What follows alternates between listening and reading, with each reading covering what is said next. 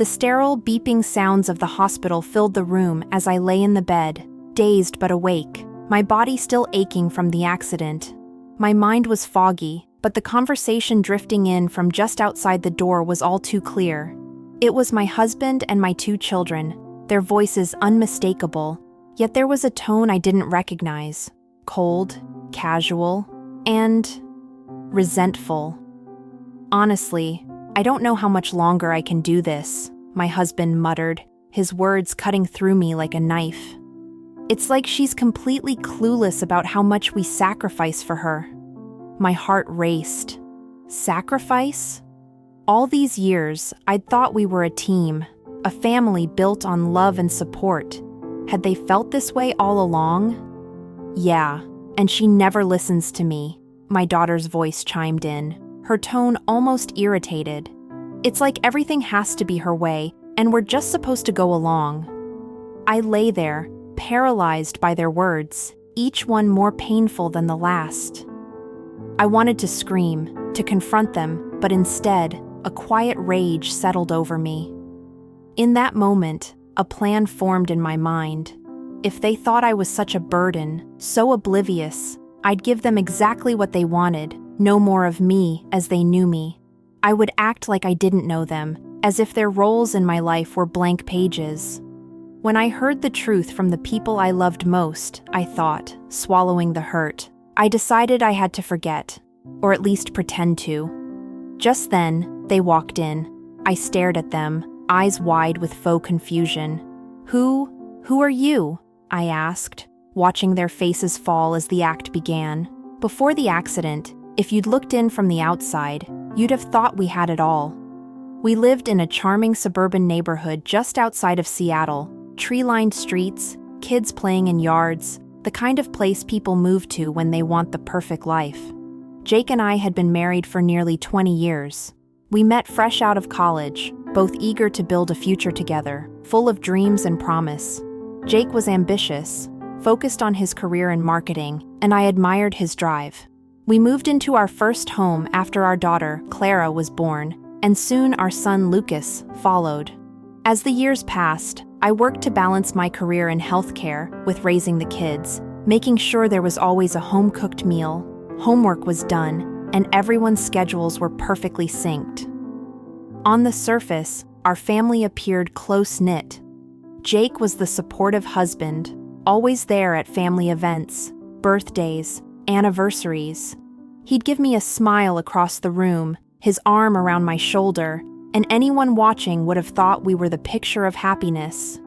And with Clara and Lucas, I was the doting mother. I went to every recital, every soccer game, cheering them on from the sidelines, always believing they felt loved and supported. But now, as I lay in this hospital bed, those moments felt strangely distant, hollow. I started to remember the subtle signs I'd overlooked, little cracks in the foundation that I'd convinced myself were just part of life. Clara, my once chatty, open-hearted daughter, had become distant over the past few years, retreating into her phone and disappearing into her room for hours on end. I chalked it up to teenage angst, thinking it was normal for her to pull away. I thought she'd eventually come back around. And then there was Lucas, always eager to please, but increasingly snappy and irritable whenever I tried to offer advice. "Mom, you don't understand," he'd say, brushing me off whenever I tried to connect. I thought I'd have more time to get through to him, to understand his world. Even Jake, who once spent nights talking about our dreams, now barely looked up from his work or phone, his laughter replaced with sighs of frustration. When I'd try to talk, to share my day, he'd give me a polite nod, but seemed miles away. I'd tell myself that it was just stress, the weight of raising kids, the years piling on. I didn't want to believe that our connection was fading. Now, those memories struck me differently, each one a thread of a larger picture I hadn't allowed myself to see. Had my family always felt this way? Were those smiles in our family photos just for show? I thought back to the countless moments I'd convinced myself that we were a team. the times I'd felt exhausted but pushed through because I believed in the life we were building together. All the times I'd ignored those small warning signs, brushing them off as temporary bumps in the road because I trusted in the love we'd built over the years. But maybe it was only my illusion. In hindsight, the perfection I'd worked so hard to create had been a mask. Beneath it lay resentment and distance I'd never imagined, a house of cards I'd so carefully stacked, unaware of how easily it could all come crashing down. And now, as I remembered these moments with new clarity, I couldn't help but wonder, had I been the only one fighting for this family? The only one blind enough to believe in it? In the sterile hospital room, the act began. I forced a look of confusion every time someone walked in, each "Who are you?" carefully calculated, my face a blank slate of innocence and bewilderment. My husband Jake and our kids, Clara and Lucas, looked utterly shocked at first. They leaned over me with concern, their faces pale as they tried to hide their confusion and guilt. I almost laughed at how convincing their surprise was. For a while, they seemed to buy into the idea that I couldn't remember them at all. Jake sat beside my bed, holding my hand a little too tightly. "It's okay," he murmured softly, squeezing my fingers. "We're here for you. We'll help you remember everything." I noticed Clara's face as she glanced away, her lips twitching into a half-smile that didn't reach her eyes. Lucas shifted uncomfortably, focusing on his phone as if the sight of me was too much to handle. When the doctor confirmed I'd be discharged, I could see the hint of dread in Jake's eyes, though he quickly covered it with a forced smile. They guided me back home, carefully talking through each room as if I were a lost tourist. "This is our living room, remember?" Jake said, overly cheerful as he gestured to the room. "We'd watch movies here every Friday night, all of us together." The memory seemed distant, and I wondered if those movie nights had meant as little to him as his voice now suggested. Settling back into our home, I played the role with dedication. Whenever they tried to engage me in conversation, I'd blink, look away, then ask a simple question. "Have we done this before?" Jake would force a laugh, pat my hand, and say, "Yes, honey, lots of times." But the warmth in his tone was brittle, like he was trying to remind himself how he should feel, rather than actually feeling it. The first few days went by with a semblance of patience on their end. They fussed over me, helped me remember where the cutlery was in the kitchen, showed me photo albums, and answered my endless questions. But I could feel something shifting. Every time I forgot something small, purposely misplaced the keys or forgot Clara's age, they'd exchange frustrated glances when they thought I wasn't looking. Their initial concern was giving way to irritation. I saw it first in Clara. She would sigh dramatically each time I asked a simple question, her patience paper-thin. "Mom, how many times do I have to tell you?" she snapped one morning as I asked her for the fourth time what grade she was in. She turned away, muttering, "This is getting old fast." Lucas was more subtle. When I asked him to explain how to work the TV remote, he handed it to me without a word, barely concealing his eye roll as he sank into the couch. His responses grew curt, almost dismissive, as if my forgetfulness was nothing more than an inconvenience. Jake was the hardest to read, but I could see it too. His polite smile faded every time I forgot basic household routines, like where to put away the dishes or how to use the washing machine. One night, as I struggled to remember where the glasses were, he closed his eyes, inhaled deeply, then muttered under his breath, "How long is this going to go on?" Each slip-up I made was met with less patience and more frustration. They'd correct me with forced kindness, but their exasperation was impossible to miss. I could feel the cracks widening, the mask of their concern slipping inch by inch. Late one evening, Jake pulled me aside, his voice barely a whisper as the kids sat nearby. "I know this is hard on you, but you've got to start trying to remember, okay?" His tone was tense, almost pleading, but there was an edge of desperation in his voice. "You can't just rely on us for everything." I stared at him, feigning the same wide-eyed confusion I'd worn since waking up. "I'm sorry," I whispered. "I wish I could remember more." He nodded, but the frustration in his eyes was impossible to miss. Their feigned support, their forced smiles, the tension simmering beneath every conversation, it all felt like a performance that was starting to unravel. Beneath their initial concern lay a growing resentment, an impatience that betrayed their carefully crafted act of empathy. As the days passed, I found myself wondering just how long they would keep up this charade, how long before they stopped pretending altogether. Back at home, the days dragged on, and with each one, my family's patience grew thinner. I no longer needed to poke and prod to reveal their frustration. It poured out of them like water breaking through a dam. Jake barely tried to hide his annoyance now. He would snap at me for simple things, asking what day it was, forgetting to start the dishwasher. His tone, once wrapped in forced kindness, was now sharp and dismissive. "Can't you try a little harder to remember?" he would mutter, as if I were a faulty machine he couldn't fix. But it wasn't just in our conversations. One afternoon, as I wandered down the hall, I overheard Jake on the phone with one of his friends. His voice was tense, laced with irritation. "I don't know how much longer I can do this, honestly," he whispered, thinking I couldn't hear. "It's like I'm living with a stranger. She needs help with everything." He sighed, clearly exasperated. "I'm not sure I even know her anymore." The words cut deeper than I expected. This was the man I had built a life with, who I thought would stand by me through anything. But now he sounded like he was trapped, like my presence was a burden he hadn't signed up for. I pressed myself against the wall, struggling to keep my breathing steady as I processed his words. I tried to tell myself that maybe this was just Jake's way of venting, but deep down, I knew it was more. His resentment was real, and my amnesia had merely brought it to the surface. The children weren't any better. Clara, once my confidant, now seemed like a stranger. She avoided eye contact, her responses clipped and annoyed. When I asked her to help me with simple tasks, she would roll her eyes or sigh dramatically, muttering, "Mom, I told you already. Can't you just try to remember?" She treated me as if I were a nuisance, a problem she was forced to deal with. Lucas, the youngest, wasn't much different. He spent most of his time holed up in his room, earbuds in, avoiding any interaction.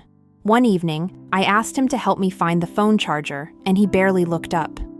"Figure it out yourself, Mom," he mumbled, shrugging me off. To them, I was no longer a mother, but an inconvenience, a shadow in their lives they couldn't be bothered with. It was then that I started noticing things about Jake, things that went beyond mere impatience. His phone was constantly buzzing with messages he'd turn away from me to read. He'd leave the room to take calls, his voice low and secretive. Once, I noticed a text notification flash across his screen. "Looking forward to seeing you, Jay." My heart sank. I realized that this coldness between us might have deeper roots than I'd thought. The nagging feeling grew. I'd sensed a distance between us for years, but I'd ignored it, convincing myself it was stress, life, the weight of parenthood. But now, with my amnesia giving me a new perspective, I saw him clearly. He wasn't just a frustrated husband, he was a man with secrets. I started piecing things together, remembering the nights he'd come home late from work meetings, or the weekends he'd suddenly be too busy for family plans. It hurt to think that the person I'd trusted with my heart, my family, could be keeping such things from me. And the children. Was this the example he had set for them? That love was conditional, that loyalty was fickle. The realization washed over me in waves. I had spent years building this life, this family, convinced that we shared the same commitment and love. But their behavior, the resentment bubbling under the surface, suggested they'd long since let go of that vision. One afternoon, I found myself alone in the living room, looking through an old photo album. Smiling faces, laughter, birthdays, vacations, all moments frozen in time. But as I stared, I couldn't help but wonder if any of it had been real. Had they always felt this way? Or had they simply changed over time, slowly shifting into the people I saw now, cold, resentful, dismissive? I closed the album, a weight pressing down on my chest. I'd never felt more alone. My family, the people I'd dedicated my life to, no longer seemed like family at all. They had grown used to my presence, maybe even loved the convenience I provided, but they no longer valued me as a person. And their betrayal, subtle but undeniable, stung worse than I could have imagined. Still, I knew I couldn't stop now. I was determined to see this through, to fully understand the reality of my family's feelings toward me. I had to know if there was anything left worth salvaging, or if I had spent my life building a house of cards that had already fallen apart. Sitting alone in the quiet of the living room, I could feel a storm building within me. The weight of what I'd overheard, the coldness I'd felt from my husband and children, was finally catching up to me. Everything we'd built, everything I'd believed in, was it all just an illusion? The sting of betrayal cut deeper than any physical wound. I had shared my life, my heart, with these people, only to discover they'd held hidden resentments all along. Jake walked into the room, scrolling through his phone as he sat on the couch, barely glancing in my direction. I took a deep breath, the words forming before I could even fully think them through. "Jake," I said softly, watching his face carefully. "Do you ever feel tired of me?" He looked up, frowning slightly. "What do you mean?" He tried to laugh it off, but his eyes darted back to his phone. I kept my tone casual, as if I were only curious, but I could feel the tightness in my chest. "Sometimes, I think I hear things, like when you were on the phone the other day, saying you didn't know how much longer you could handle this." Jake's face fell for a split second before he caught himself. "You misunderstood.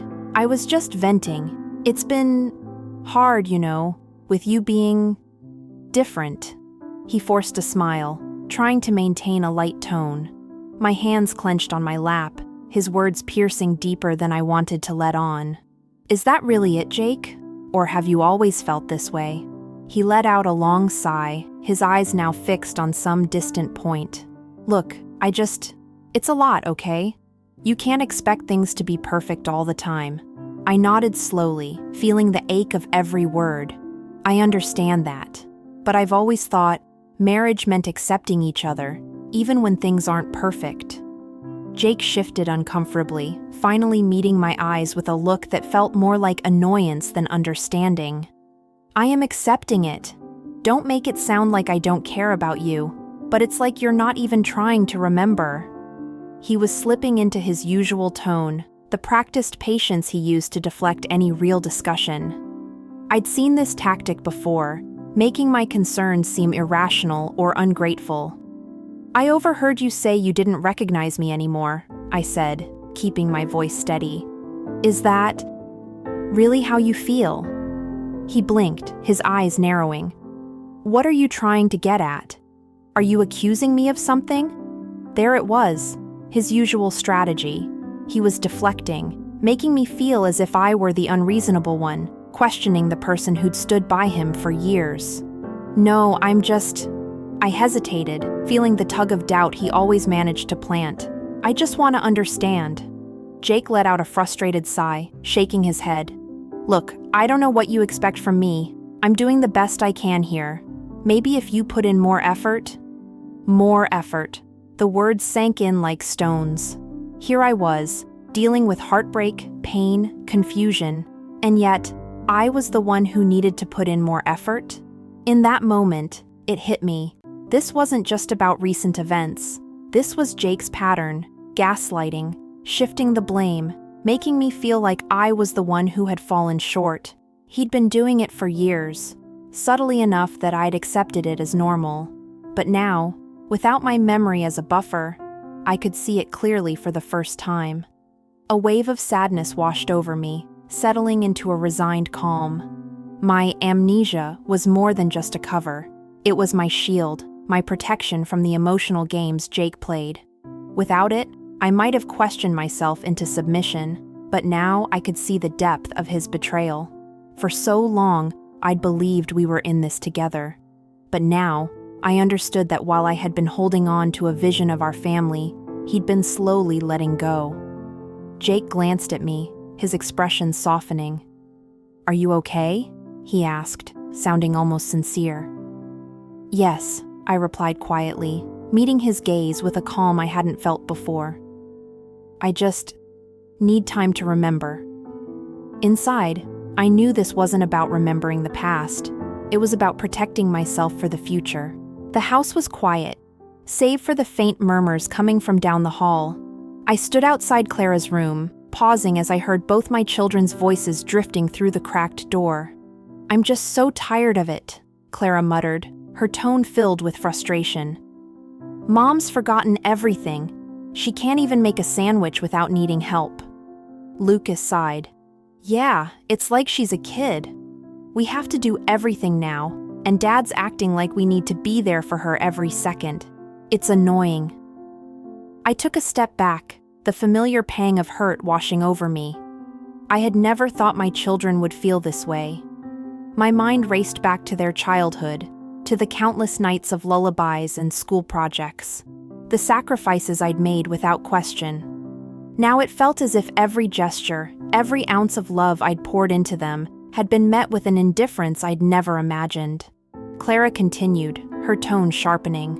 "Honestly, I don't know how long I can keep this up. She just forgets, and we're supposed to pick up the pieces? It's like, she's more of a burden now than a mother." Lucas scoffed. "Yeah, and you know she'd always let us get away with things. I mean, she's so busy with her own stuff, she never noticed half the things we did anyway." I leaned against the wall, their words sinking in like stones. My absence, both from the accident and their perception of my memory, was being used as an opportunity to avoid responsibility, to take advantage of my trust. Had I been so naive in believing that I knew my own children? It was a sobering realization. I'd always thought of myself as a good mother, someone who had raised her children with love and understanding. But perhaps, somewhere along the way, I had missed something vital. I remembered how I'd always tried to make things easy for them, wanting them to feel safe and supported. If they forgot to do their chores, I'd do them myself, figuring it was no big deal. When they didn't meet my expectations in school, I'd tell myself they were doing their best. I had wanted to be the mother who understood, who nurtured without demanding too much. Had I been too lenient, too willing to overlook small things that had grown into something larger? In that moment, I could see it clearly. By always making things easier, I had unintentionally encouraged their entitlement. I peered inside the room, watching them as they sat together, more bonded with each other than with me, it seemed. Clara was scrolling on her phone, not a hint of worry or care in her expression, while Lucas stretched out lazily on her bed. They were siblings, yes, but they felt like strangers to me now. A flicker of guilt ignited in my chest. Was I partly to blame? I had raised them with everything I could give, but had I failed to instill in them the value of gratitude and empathy? They seemed emotionally distant, as if the roles we once shared had been stripped down to mere obligation. I took a deep breath, holding back tears as I processed the disconnect between the life I thought we had and the reality now unfolding before me. Lucas's voice broke through my thoughts, jolting me back to the moment. "If she doesn't get better soon, I'm telling Dad to hire someone. We're kids. This isn't our responsibility." Their words stung, each one deeper than the last. I had always believed that, no matter what, we were a family. But now, I could see that my children didn't see me as their mother. They saw me as a burden, a problem to be solved. I turned away from the door, walking quietly back to my room. My mind raced with conflicting emotions, hurt, guilt, even a bit of anger. I had tried so hard to be there for them, to build a family rooted in love. But here I was, with children who seemed to have forgotten everything we once shared, who saw their mother as nothing more than an inconvenience. Maybe it was too late to change things, but the realization was a bitter pill to swallow, and as I lay down in bed, pretending once again to forget. I couldn't help but wonder if the people I loved most had ever truly loved me back. I sat on the couch, heart pounding as I waited for my family to join me. Clara and Lucas entered first, glancing at each other, visibly confused by the unexpected meeting. Jake walked in last, his eyes already narrowed with impatience.